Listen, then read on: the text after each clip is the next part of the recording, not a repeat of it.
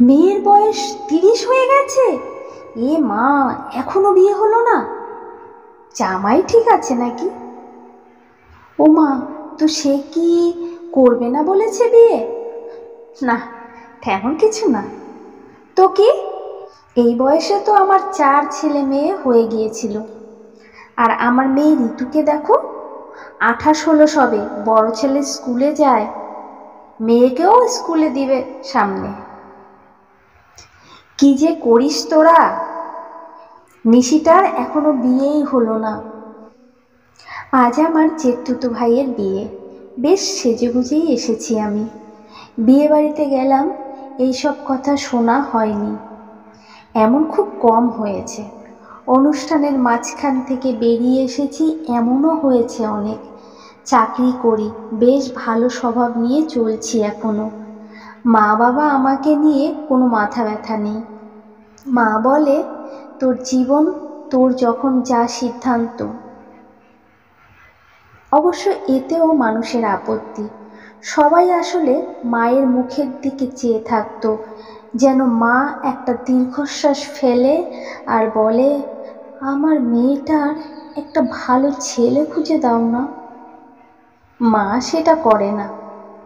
সেটাই হলো যত সমস্যা। একসাথে বড় হওয়া কাজিন সবার বিয়ে হয়ে গিয়েছে, কারো একটা তো কারো দুটো বাচ্চা। মামা কাকারা বিয়ে করে ছোট ছোট বয়সী মামি কাকি এনেছে। তারা হাসির ছলে বলে, কখনো যে একটা বিয়ের দাওয়াত পাবো তোমাদের বাড়ি থেকে। তোমার বিয়ে হতে হতে আমার মেয়ের না বিয়ে হয়ে যায়। আমিও হেসে বলি, তাহলে তো ভালোই হবে। আমার মেয়ের বিয়ের সময় একটা বোন অন্তত ইয়াং থাকবে, তাই না? অনেকের আবার এও ধারণা আমার কারণে ভাই বিয়ে করতে পারছে না। আমার ছোট বোনটার বিয়েও আটকে আছে আমার জন্য। কিন্তু এমন কিছু নয় আসলে। আমার ছোট বোনটা এখনো কেরিয়ার শুরু হলোই না। কেন যে এত মাথা ব্যথা ওদের! কি অদ্ভুত মিলিয়ে নেয় তারা। আমাদের বাসায় কারোই আসলে এইসব নিয়ে মাথা ব্যথা নেই। মাস 2 হলো বাবা মারা গেল। সবার কিন্তু বাবার অসময়ে চলে যাওয়াটা দুঃখের নয়। দুঃখ এই যে বাবা কোনো মেয়ের বিয়ে দেখতে পারল না, নাতি দেখতে পারল না। আমি অবাক হয়ে চেয়েছিলাম এইসব কথা বলা মানুষগুলোর দিকে। এরা কি সত্যিই এই সভ্য জগতের মানুষ? যুগ কি আদৌ সভ্য হয়েছে? একসাথে পড়া বান্ধবীগুলোকে আর শিক্ষিত ভাবতে পারি না। তাদের এই কথা, তোরটা কবে খাচ্ছি? মাকে যখন এক দিদিমা এইসব কথা শোনাচ্ছিল, আমি গিয়ে হেসে হেসে বললাম, তো দিদিমা, এত তাড়াতাড়ি বিয়ে হলো আপনার? বাচ্চার মা হলেন, দিদিমাও হয়ে গেলেন, তো তাড়াতাড়ি স্বর্গবাসী হচ্ছেন না যে? দিদিমা মুখ ভেঙিয়ে চলে গেল। মা আবার আমার দিকে রেগে মেগে তাকিয়ে রইল। আমি মায়ের কাঁধে হাত রেখে বললাম, চুপ থাকো কেন? বউ এসেছে, সবাই তাকে নিয়ে ব্যস্ত। সবাই যে যার মতো খুশি, ছবি উঠছে, হাসছে, শাড়ি গয়না দেখছে। কোথাও গেলে এই ব্যাপারটা আমার স্বস্তি দেয়, যখন দেখি আমাকে নিয়ে কারো মাথা ব্যথা নেই। কিন্তু আমার শান্তি কি কারো সহ্য হয়? কিছু কলিকের বউয়ের সাথে দেখা, সাথে পেয়ে গেলাম বেশ কিছু বান্ধবী। সবাইকে অবশ্য এখন আমার মামি কাকিদের দলেই ফেলা যায়। আড্ডা চলছে বেশ ধুমিয়ে। কার শাশুড়ি কেমন, কার জামাই কার সাথে পরকীয়া চলছে, কার বাচ্চা খায় না, কতবার সুজি দেওয়া হয়, 4 দিন পর নাকি 6 দিন পর বাথরুম করে, এইসব। বাচ্চা পালা কত কষ্ট। সারা দিন রাত এক করে বাচ্চা পালতে গিয়ে নিজের শখ আহ্লাদ বলতে কিছুই রইল না আর।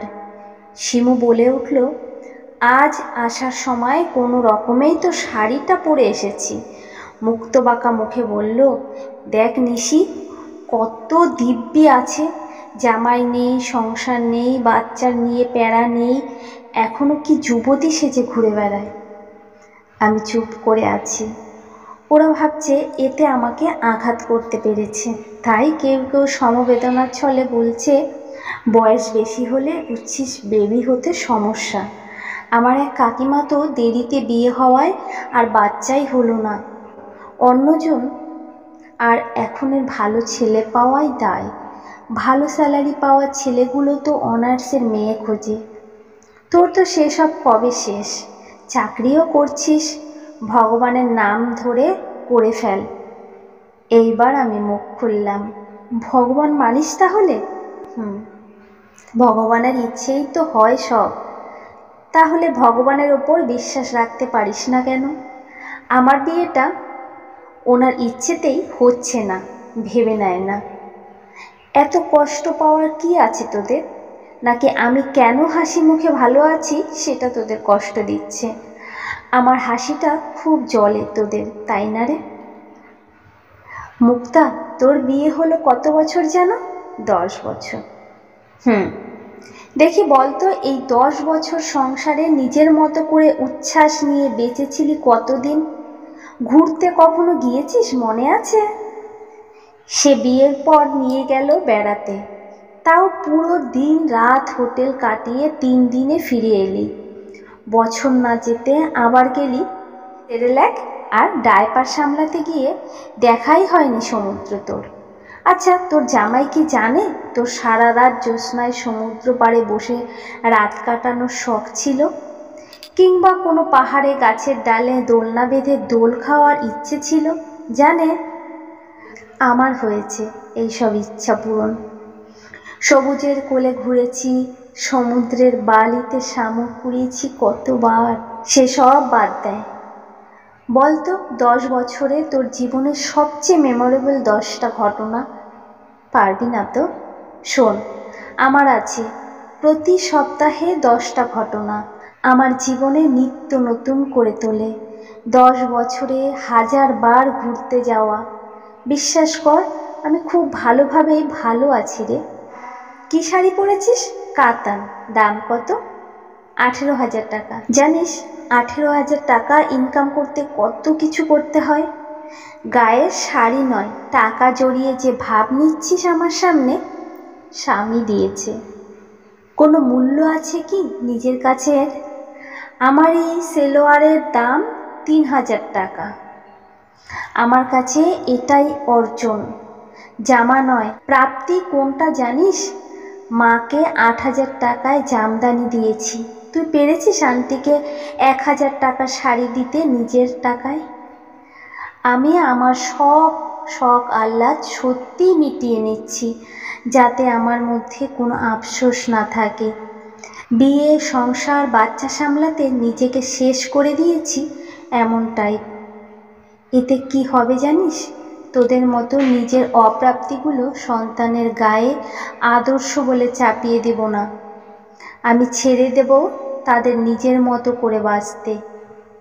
এই যে ভগবান আছে বলিস, তিনি চাইলে হবে সন্তান, না দিলে কাকে দোষ দেব বল? তাছাড়া কত ছোট বয়সে বিয়ে হওয়ার পরও অনেক মেয়েদের তো বেবি হয় না, এতে কার দোষ বল? আমি বলছি না অন্যরা বিয়ে করবে না, করুক না, আমাকে থাকতে দেই না রে ঠিক আমার মতো। অনেক কিছু পাওয়ার আছে স্বামীর শাড়ি গয়না ছাড়াও।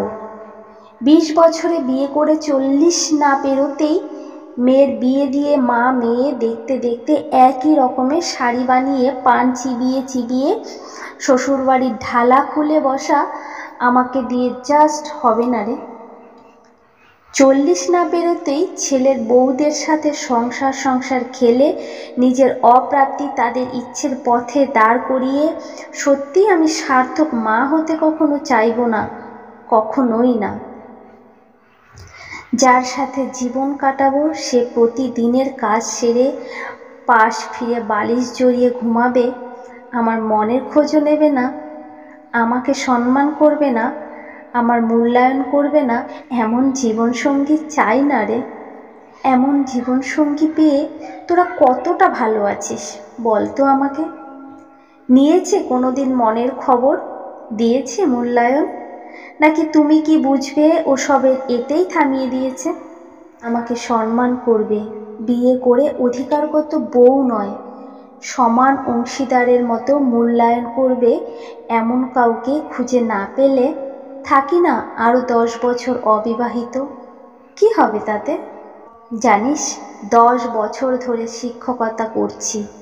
রাস্তা দিয়ে যখন হেঁটে যাই তখন আমার চেয়ে মাথা উঁচু করে কত ছেলে মেয়ে সম্মানে মাথা ঝুঁকিয়ে নেয়। এটাই পাওয়া যে কত সম্মানে তা কি করে বুঝবি? এত কম বয়সী স্কুলের সেরা শিক্ষিকা হওয়া আমার কাছে অর্জন। তোদের কাছে যেটা সংখ্যা, বিশ্বাস কর আমার কাছে ওটাই আমার অর্জন। বিশ্বাস কর, আমি সত্যি ভালো থাকার মতোই ভালো আছি, কোনো আক্ষেপ নেই আমার। তোরাও প্লিজ বিশ্বাস করে নে না, আমি বেশ ভালোই আছি। আমার হাসিটা আর আমার ভালো থাকার স্বাধীনতা।